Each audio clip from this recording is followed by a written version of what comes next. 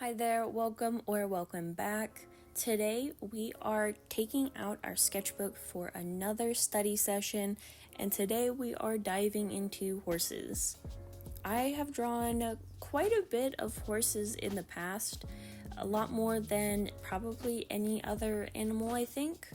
I was drawing them a lot when I first started drawing animals, and then I kind of got away from them, came back to them for a little bit, and then went away from them again. So I've been a little bit all over the place with studying animals, but I do want to make it more of a priority with my art, especially since I am working towards becoming a children's book illustrator.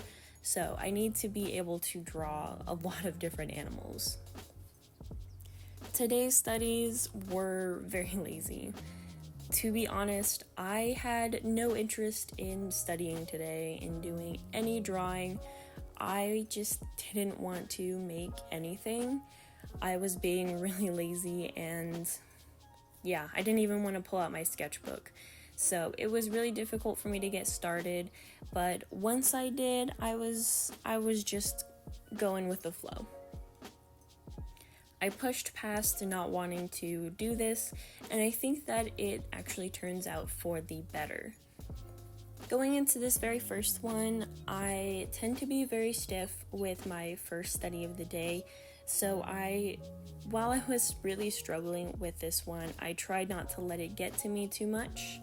I did start off by making the legs too long, which has been a reoccurring issue with my drawing of all four-legged animals. Is I just really struggle with the proportions and understanding the anatomy. So that's one of the key things that I look for when I'm trying to study an animal. Where are the bones underneath the skin? Where do the muscles move and flex with the different poses that I'm drawing? And how can I kind of stylize and push the shapes to emphasize the details that I want to? I tried to keep the details pretty minimal.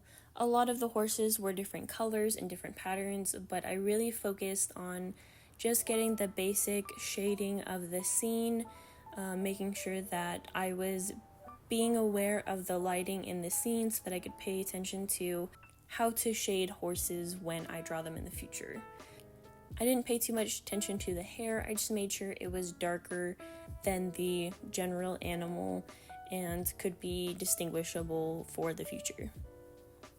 Overall, I'm not super happy with the first one. I think that I picked a really weird perspective to start off with, and it wasn't a very good pick to begin with. But I very quickly moved on. I think each sketch was probably about 10 to 20 minutes, if that. Altogether, I think I spent 2 hours on this sketchbook spread, so not too bad. In this first one, I did actually learn a lot about the legs and the hooves. That is the one big draw that I got from doing this first one. I started to understand the muscles in the back leg and in the front leg as well. I moved on to our second one, which quite honestly should have been the pose I started with in the first place, because it's just a basic standing pose for the horse. This one turned out fairly well. I did struggle with the body a lot, but I was really trying to focus on where the different bone structures and where the fat sits on the animal. It was pretty difficult, but like I said before, I was being really lazy with it. So I think this actually came in really helpful, because instead of over-rendering, I paid particular attention to the shapes that I was seeing. And I think that it really helped me nail out the shapes of the horses better. When I start off learning how to draw an animal, I start off pretty rigid and kind of doing a different sketching method than I do when I'm constructing something from my brain.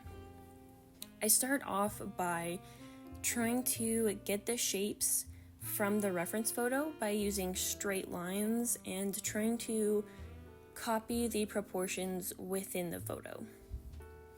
As I move forward throughout drawing the horses, and when I start learning the anatomy of an animal better, I start moving into breaking down the forms of the animal to the head shape, the rib cage, the stomach area, and the pelvis.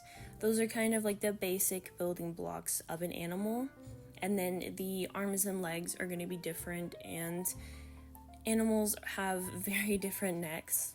For example, the neck of a cat is different than that of a dog, which is different than that of a horse. So that's another one of the regions that I struggle with when drawing different animals, is drawing the different proportions for the neck, because they're just different from animal to animal.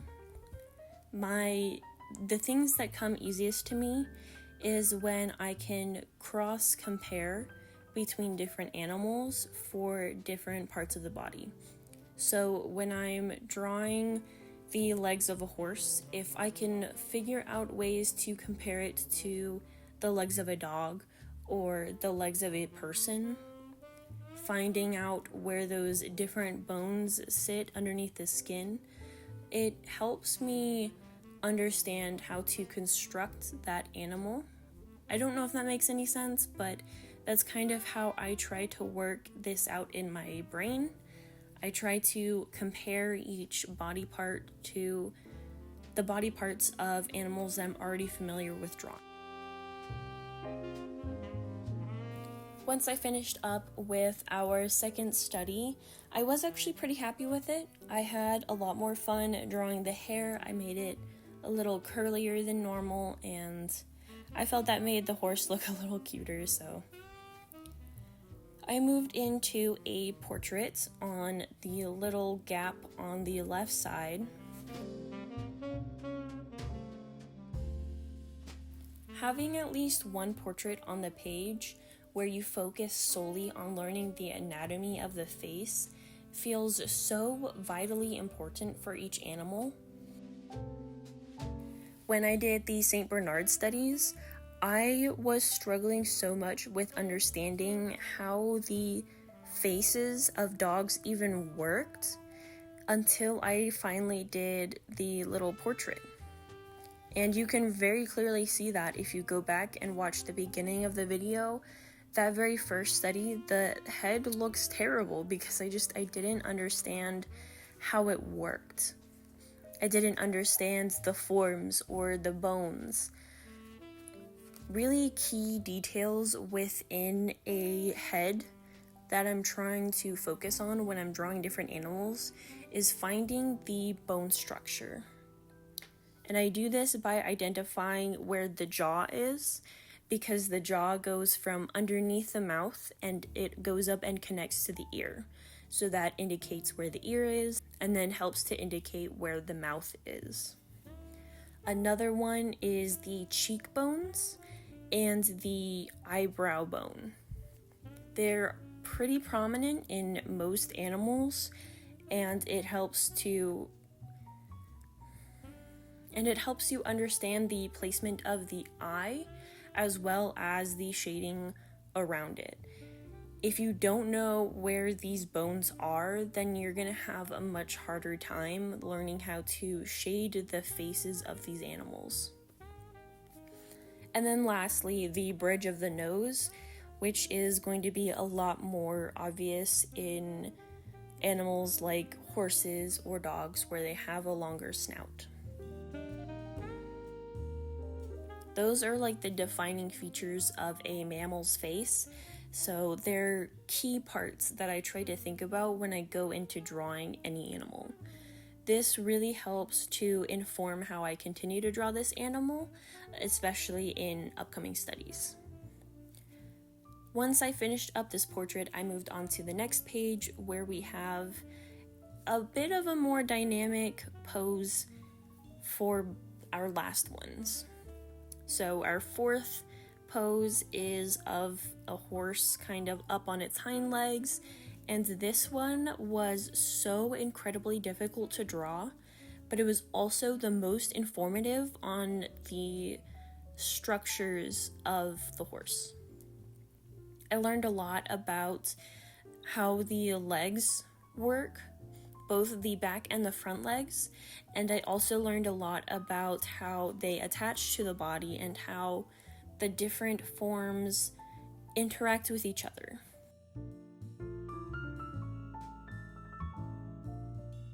This is also where I learned how vastly different horses are from drawing dogs, for example. I am comparing a lot of this to dogs because I just did those St. Bernard studies, and that's really only the frame of reference I have at the moment since I haven't been doing a whole lot of animal studies. I did do some cat studies on my own that weren't in a video, but because I didn't sit down and spend the time articulating what I learned, I kind of don't really remember it. So my only frame of reference for drawing other four-legged animals is dogs. So having this frame of reference from dogs and then being able to compare it to horses for a lot of the features that are similar, this was where I started seeing all of the features that I didn't understand at all.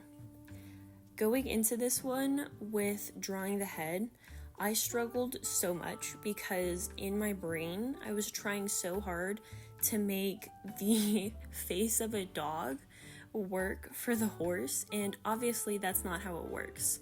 And I kept redrawing it over and over again, and I had to take a step back for a second and say, hey, you need to pay attention to the reference, forget what you already know about animals right now, because that is not helpful information. I don't understand how their necks work.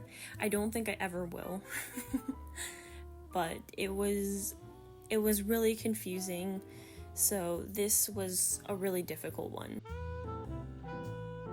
I did figure out where the spine sits, so that makes things a lot easier.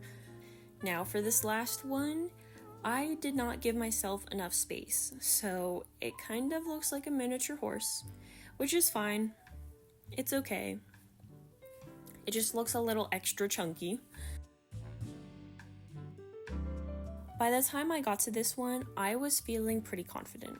It's once again another dynamic pose, but this is where everything I learned really came to the surface. I had identified shapes to draw different features such as the chest and had a better understanding of how everything connected together. This was when I started stylizing the hooves of the horse, which is another area that I really struggle with when it comes to drawing horses, is figuring out how to draw hooves. I got this horse done and I'm pretty happy with it. Overall, I'm really happy with this entire study session. I think that I learned a lot, and I'm really excited to use this knowledge in more drawing sessions. Now you will notice that there is a gap on the right side of the page, so I did what I love to do, and I went in and redrew some of the studies that I already did and tried to practice doing a bit of stylization. They ended up okay. They were very rushed and not good at all, probably about 30 seconds to a minute spent on each one. I kind of just scribbled them in, and I honestly think that doing this lazier approach really helps me simplify the shapes. And while these little doodles on the side are by no means how I plan to stylize horses in the future, it's a very good start. So I'm really excited to continue drawing animals. I don't think that I'm super good at drawing animals, but I'm definitely not disappointed with where I've gotten myself so far. If you have a suggestion for an animal for me to draw next, I would love to hear them in the comments down below. Other than that, if you enjoyed, make sure to give this video a like and I will see you guys next time. Thank you so much for watching. Bye.